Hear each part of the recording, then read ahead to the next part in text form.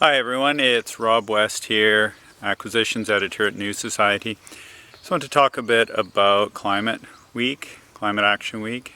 I was going to talk about this photovoltaic system on this outbuilding that I put up in July, and my house in the background, which is close to being zero energy, not quite, but close, built with a lot of natural materials. But then I changed my mind because last Thursday, the night before the first climate strike on Friday, the big one in New York and elsewhere, including here, I was talking to my daughter, who's 8, about climate change. Sort of dropped the bombshell on her. You know, she's been living in the world of an 8-year-old. And we watched some videos of Greta Thunberg, and one with George Monbiot, where they talked about landscape restoration or ecosystem restoration.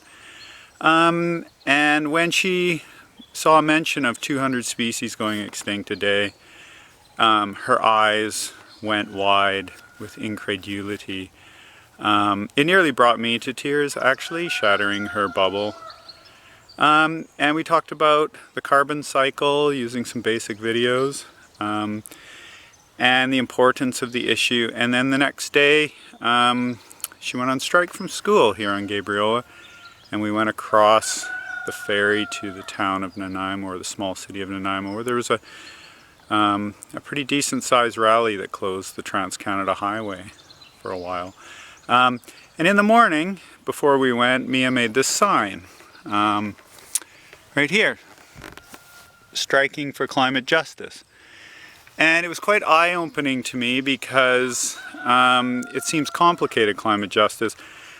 But in reality, it's about equity and fairness. And when I explained the idea of fairness and impacts of climate change, after she asked me the questions point blank, are we all going to die? And I said, no, we aren't, but I said lots of people will. And the reason we won't is that we live in this privileged landscape. We have forests, we have gardens, I live in a rich, high-emitting country. And so we aren't going to feel the brunt of it. But to an 8-year-old, fairness matters a lot. They have an innate sense of fairness. And she wanted to capture that sense in her sign. And so she did. And she went to her first march. Before we did that, we planted a cedar tree in the forest over here. Somewhat symbolic gesture, but if it survives, it will sequester, a ton or two of carbon.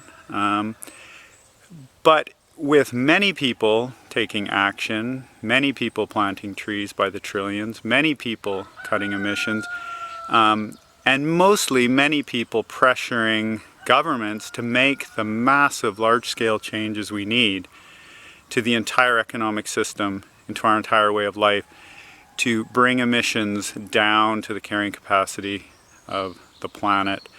And we have a long way to go down.